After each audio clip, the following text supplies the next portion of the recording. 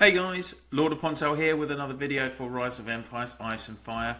And today we are going to be going back onto the Heroes Guide series and looking at that third S1 Archer hero.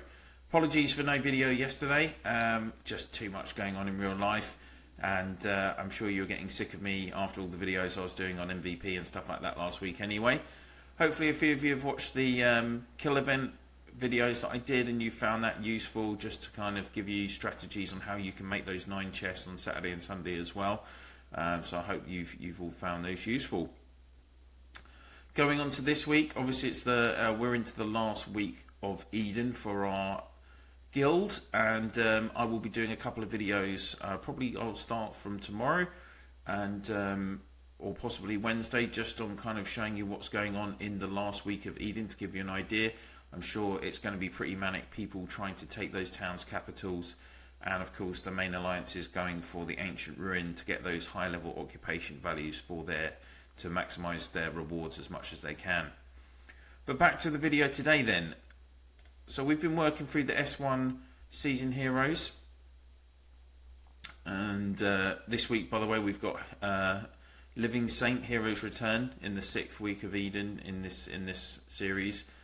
3 or 4 of my friends in the alliance have got Living Saint. One of them even got her twice from 143 tickets.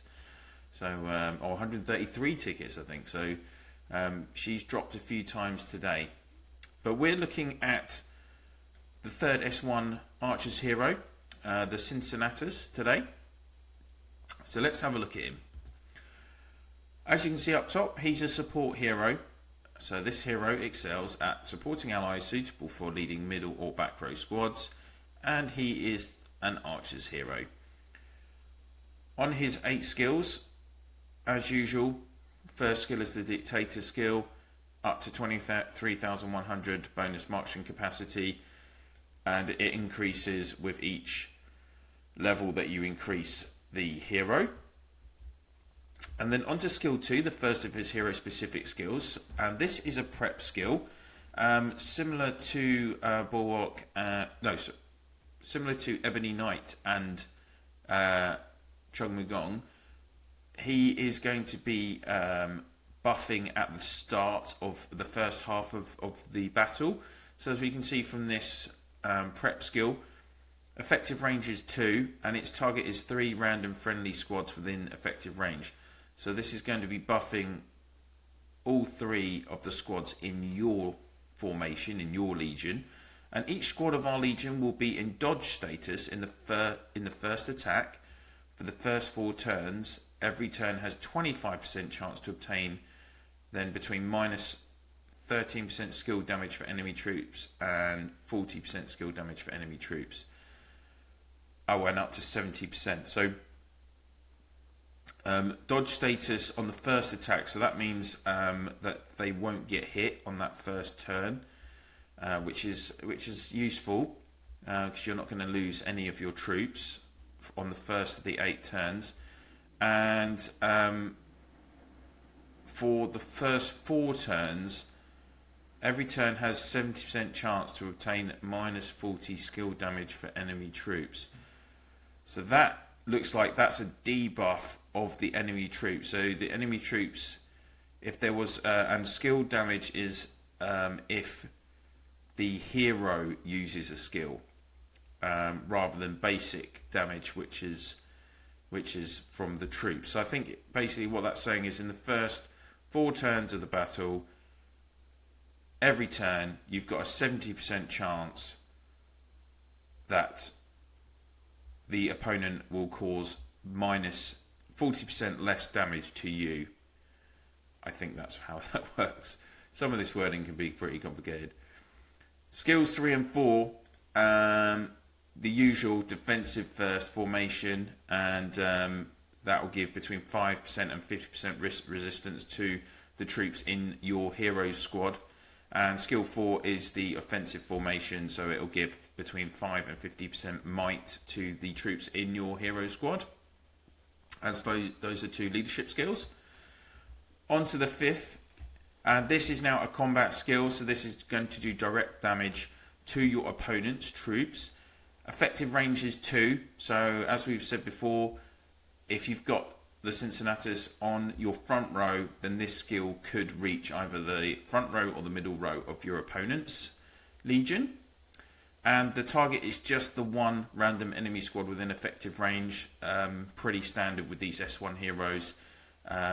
These 5th skills, it's not going to hit many different troops. It's just the one enemy squad that is the target. And if you look here, very low chance, 30% chance to deal between 213% and 549% damage to a random squad within the effective range, and reduce the damage taken from cavalries by between 12% and 30% for 2 turns. So again, like 30% chance that then this skill might activate twice, you know, if you're lucky. That's the kind of, and it's only hitting one of the opponent's squad, so it's okay, but it, you know, like I've said about Ebony Knight and about the Judge, you know, they're not great heroes. Sorry, not the Judge, Chung Mu Gong. They're not great heroes. This is probably the weakest set of 3 from the 3 different kind of sets of S1 heroes, as we've talked about. And going on to his 6th skill, the Awakened skill, as always, leadership skill, applicable just to the hero squad. You're going to have up to the maximum 250% bonus to the other leadership skills to maximise your troop numbers, etc.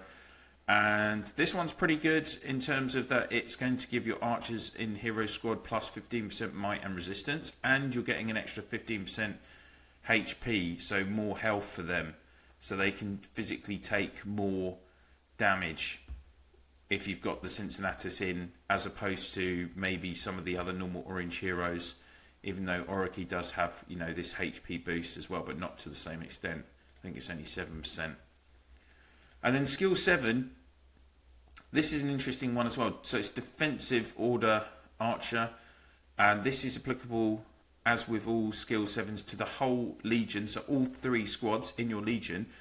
And this is probably what makes Cincinnatus the best out of Ebony and Chung Mu Gong, is because this 7th skill is a resistance skill, so it will give up to 40% resistance, which means that your troops will take less damage from your enemy attacks. And bearing in mind that the Cincinnatus is going to be a front row hero, that's a really good thing, because you at the end of the day, you want the troops in your front row to be able to absorb as many attacks as they can, because they are the ones that will get attacked the most, and you want them hopefully to last all the way to that last 8th turn of the battle, because of when you lose that row, then you lose the hero as well, and then your middle row becomes the front row, and they're more